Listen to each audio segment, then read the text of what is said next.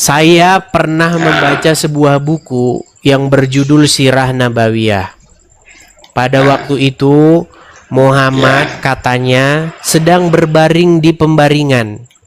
Lalu tiba-tiba atap rumahnya itu terbuka dan datanglah dari situ malaikat membawa kepada Muhammad nampan emas yang berisi iman dan kebajikan katanya. Jadi iman dan kebajikan ditenteng-tenteng di nampan. Kemudian akhirnya dada Muhammad itu dibelah. Dibelah.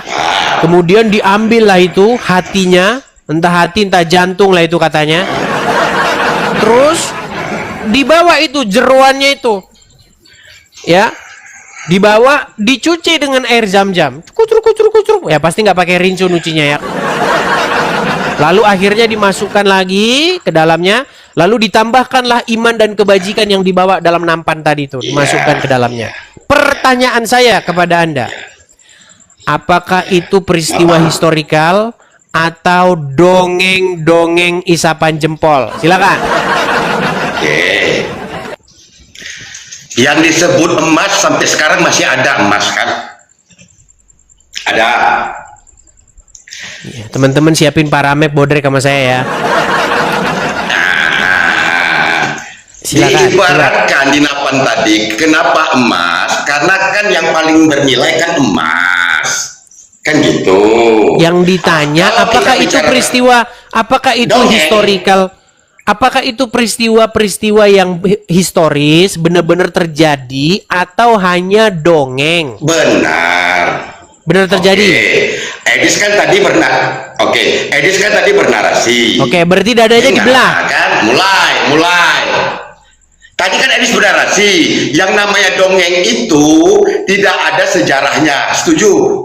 Setuju kan? Bukan itu yang saya bilang. yang namanya dongeng emas, sebentar, saya ulangi lagi. Kasus emas napan tadi, apakah itu dongeng atau tidak bisa dibuktikan? Itu kan ini bukan itu yang saya bahas, bukan itu.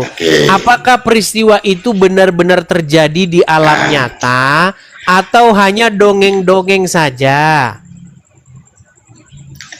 Benar. Oke, baik. Berarti dada Muhammad betul-betul dibelah. Kenapa jadinya kalau dibelah dipasang balik Yesus saja bisa mati hidup lagi? Lah, ditanya apa? Lari apa? Saya tanya dulu, berarti benar-benar dibelah dadanya? Dibelah dalam arti kata dimasukkan yang kebaikan tadi. Oke. Kebaikan tadi. Itu sebentar, saya tanya kepada Anda. Kebaikan itu wujudnya kayak apa? Kayak orang Islam. Kejahatan tuh kayak hotel. Gus, pelan-pelan ya. Sebentar, kita ngomong serius nih. Gini Gus, tutup sebentar. Sebentar. Tutup botol, tutup aqua, ada fisiknya, betul?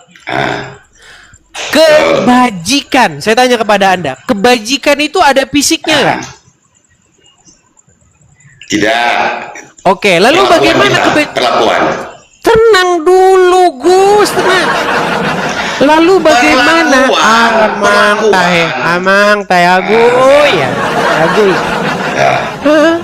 Dengar dulu, dengar. Tutup botol ada fisiknya. Atau misalnya lah gini aja dah, yang jelas-jelas dalam bidang operasi. Contoh, gunting ataupun misalnya ring jantung itu ada fisiknya kan? Nah, itu kalau mau dimasukin memang harus yang namanya dimasukkan secara fisik karena barangnya fisik. Setuju? Iya. Nah, kalau memasukkan kebajikan ke dalam hati, mau memasukkan kebajikan ke dalam hati, kenapa harus dibedah? Orang bukan fisik yang dimasukin. Supaya masuk di otak manusia. Kan timbul pertanyaan, bagaimana cara masukkannya? Secara dibedah. Mulai. Jadi baik. Jadi Edis, sebentar.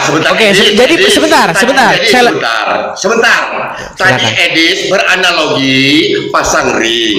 Tadi kan Edis beranalogi pasang ring. Berarti harus dicolok jarum. Masukkan secara Berarti ada fisik. pembedahan. nggak perlu bedah sekarang, Ya, bisa ada dari pembedahan. pembuluh darah. Bisa dari pembuluh darah dipasang. Ya, istilahnya bedah. Walaupun Iya. dicoloknya sedikit itu bedah. Fisik, ya fisik. Iya kan? Oke, ya. Fisik Ya. bedah. Oke. Caranya kan tetap dibedah kan. Oke. Jadi, dalam kebajikan yang di Edis tadi gambarkan kan dibedah Nabi Muhammad cara masuknya. Oh, Edis mau tanya cara bedahnya kayak mana? Enggak, saya nggak Gitu. tanya cara bedahnya. Artinya memasukkan kebajikan ke dalam hati seseorang, maka dibedah dulu dadanya, dimasukkan ke dalam hatinya. Kalau secara fisik Edis ingin begitu, ya begitu caranya. Tapi kan ini kebajikan. Kebajikan itu kan perlakuan kita tentang kebaikan. Itu kan bisa dari dengan kita perkataan. Edis, sudah kita bicara agama sekarang lah. Ya sebentar. Sejarah. Baik. Baik.